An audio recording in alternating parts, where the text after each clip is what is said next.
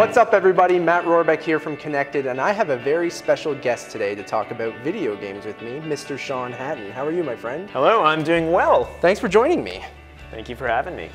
So to kick off, we're going to talk about video games in this next couple minutes. And for those that don't know you though, do you maybe want to say a few words about yourself and your kind of history in the gaming industry? Sure, I've been playing video games since the age of 3, and from an early age I knew I wanted to do something as an adult that involved video games in some capacity. You know, make them, talk about them, write about them. I used to read video game magazines and think that was cool. Nintendo Power. Yeah, way back. And I ended up working for a show called The Electric Playground. Of course, yes. And I got to travel the world playing video games before they came out. Talking That's to a dream, people, man. I know. Talking to the people who make the games, going to game tournaments, E3. It was great. So that's where most people know me from. And I still cover video games, although now it's mainly online and writing about them. Yeah, you talk about that you're still covering games, and you said you've been playing games since as a young kid. So what keeps you kind of gaming and your obsession into video games into today?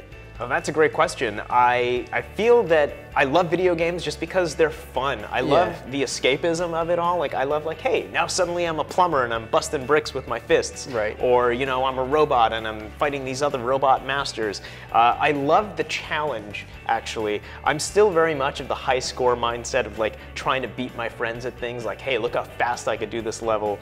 So I tend to gravitate towards those kind of games that are, like, kind of old school in nature or arcadey in nature. Cool. And that is what keeps me coming back. Speaking of like competing against your friends and things like that in video games, I want to talk to you a little bit about kind of online gaming and how internet is involved into every game, from a single player game to a multiplayer game to basically everything nowadays. So I just want to get your point of view on like the state of the industry and online gaming. So what do you think about that? Yeah, it's amazing to see how far video games have come since those early days, like having to blow the cartridge to make sure that it works. I feel that we're living in the most exciting time for the video games industry because we've got Microsoft, Sony, Nintendo, all bringing their A game when it comes to their consoles. We've got developers really developing for those systems. We've got PC gaming, which is just huge. And we've got esports, which has become such a beast that now people's parents know about esports. It used to be like a very select few would know, and now you've got tournaments and big theaters. So yeah, gaming is huge right now, and I love the fact that you can buy things online. You don't have to go to the store or wait for a specific time. I used to like camp out waiting for the store to open. Releases and I know. Stuff like that, And now you just purchase it online, it downloads automatically, and you're good to play. Yeah, that's an interesting point, because you talked about both esports and kind of the single player or just wanting that game the minute that it comes out. So how important is an internet connection for gaming nowadays? Like it's kind of crazy. Yeah, I would say that having a good internet connection is as important as having a reliable controller. So obviously you want to be able to play the game as it's meant to be played, so you need good controls for it. But if it's an online game, you really need that fast, solid connection that's going to be reliable, because if you're fighting someone, let's say in Street Fighter V, you want to make sure that there's no input latency or any sort of disconnections in the game, because if there is, you could be on one side of the screen 1 second and then be on the other side and completely defeated the next. And that, as a gamer, is a horrifying thing to experience. So you want to make sure that when you're playing someone online, the gameplay experience is exactly the same as it would be as if you were sitting beside them on the couch. Right. And then even if you're not playing online, and going back to like the downloading games off Steam or the PlayStation Network store or Xbox Live, it's interesting to me that you're usually waiting for these games for months and months to come out, and like you're dying to play that game. So having a really fast internet speed is ideal, because you can preload that game and you can play it day one at midnight, which is kind of cool. Yeah, that is pretty cool. And also, like, let's say you don't preload the game and you just wait for the day of it to come out. It's sort of like I'm really excited about the new Mario Kart, and I'm going to buy it the minute it comes out. And if I'm sitting there waiting for it to download, it's sort of like I already waited months for this, and now I'm waiting, and that wait, even though it's just going to be like a few minutes, is even more unbearable. It's like when you're out somewhere and you're on your way home and you have to go to the bathroom. And the closer you get to home, like you're like, I can't believe I'm not home yet. I need to go. And it's basically the same thing for me. Like when I'm downloading a game and I'm ready to play it, I need to play it. It used to be for so long that a lot of people didn't take gaming seriously, Right. and so gamers had this kind of negative connotation to them. It's like, oh, that guy just plays video games. But now you could be in a situation where like, oh, that guy plays video games, and he's like a world champion at Fallout. Or no, you're not really going to be a world champion. You could.